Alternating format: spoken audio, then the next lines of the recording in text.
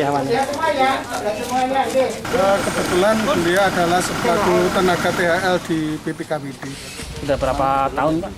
Wah, coba nanti kita lihat berapa tahun, Bun? Sekitar 15 tahun. Oh, 15 tahun. Dulu di koperasi dinas BPKB.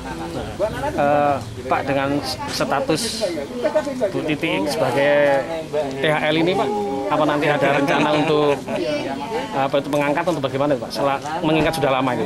Nah, kalau bicara itu regulasinya, Mas. Kita undang-undang ASN-nya gimana? Kita akan taat pada regulasi. Pak, saya mendengar juga ini adalah klaster COVID yang ada di KB, Pak. Bagaimana, Pak? Sebetulnya bukan. Jadi cuman begitu sejak awal ada yang positif itu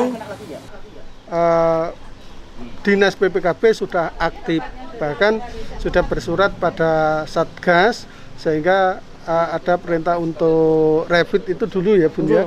Nah, itu berarti bentuk kecepatan daripada Dinas BPKB dalam mengantisipasi penularan COVID yang ada di Dinas BPKB. Akan tetapi ini berasal bukan dari klaster kantor. Karena setelah liburan. Karena dia mungkin dari hasil liburan atau berkerumun dengan orang banyak. Kalau dari hasil rapid, Pak, ada berapa orang di KB yang terkena COVID ini? Ada 2 orang. 2 orang. 2 orang, Tidak termasuk saling kontak, saling ketemu. Tapi tidak ada kontak antara komunikasi bekerja antara Bu Titi dengan yang satunya.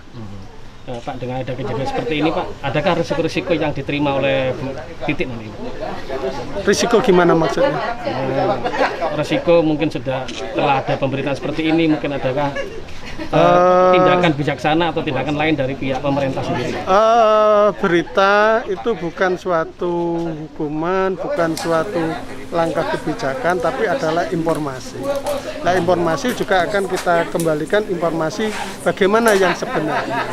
Biar apa? Kita itu balan sesuai dengan ideologi panjenengan. Jadi tidak ada dampak atau risiko secara kedinasan? Aku kira nggak ada. Cuman kewajiban saya selagi orang yang tua, buit, itu adalah mengingatkan agar kita apa? Kita konsisten, kita jujur. Kalau kita konsisten, kita jujur, insya Allah tidak ada permasalahan. Siap. Terima kasih, Mas.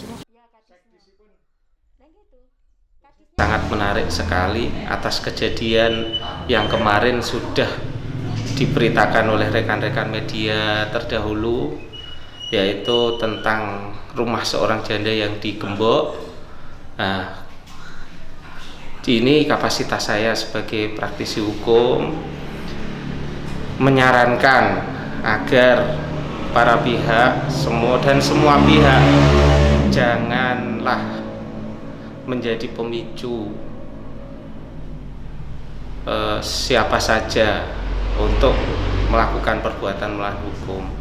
Jika ditinjau dari pasal 93 Undang-Undang Nomor 6 Tahun 2018 tentang kekarantinaan kesehatan, baik korban pun, baik pasien COVID pun itu juga harus menyadari tentang kesehatan dirinya, harus mematuhi selalu protokol kesehatan, harus selalu mematuhi anjuran-anjuran pemerintah melalui gugus tugas.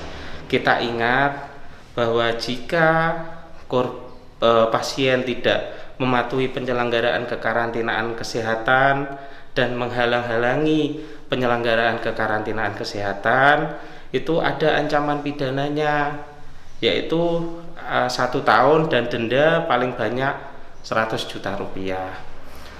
Begitu pula semua pihak yang istilahnya merasa seolah-olah ingin menjaga dirinya dari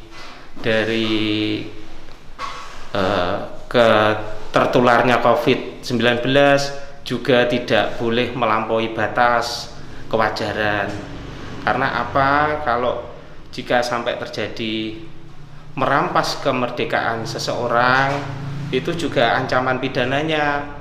Ada ancaman pidananya berdasarkan pasal 333 Kitab Undang-Undang Hukum Pidana, yaitu barang siapa yang dengan sengaja melawan hukum, merampas kemerdekaan seseorang atau meneruskan merampas kemerdekaan seseorang, diancam paling lama pidana dengan ancaman hukuman 8 tahun.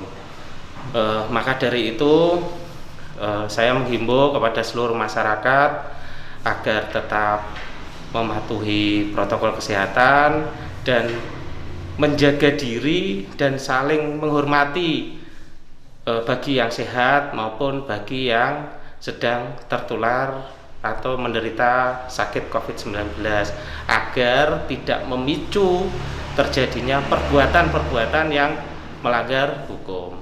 Demikian Pak wartawan. Dalam kasus ini kan disebutkan tadi dari 12 sisi kan ada pelanggaran hukumnya, Mas. Iya. Dalam hal ini pihak penegak hukum kepolisian harusnya menyikapinya bagaimana, Mas, sarannya nih, Mas? Ya, jika sepanjang itu masih bisa terkoordinir, bisa diharmonisasi dengan baik, maka apa yang terjadi itu bisa diselesaikan secara baik-baik dan diselesaikan secara kekeluargaan. Saya kira hukum itu bersifat final. Ada beberapa azas di hukum kita di Indonesia, ada azas manfaat diantaranya. Alangkah baiknya jika itu nanti azas manfaatnya bisa terpenuhi, kita mengambil azas manfaat daripada azas kepastian hukum. Jadi dalam hal ini pihak polisi tidak bisa serta-merta melakukan pemeriksaan atau penyidikan, Mas? Menurut saya tidak bisa serta-merta melakukan pemeriksaan atau penyelidikan jika tidak ada laporan-laporan yang masuk ke pihak kepolisian. Dalam hal ini yang berperan sebagai pelapor siapa, Mas? Ya, yang berperan menjadi pelapor korban. Jika korban dan para masyarakat yang merasa dirugikan itu tidak melaporkan, ya saya kira pihak berwenang tidak wajib untuk menindaklanjuti. Ya. Bisa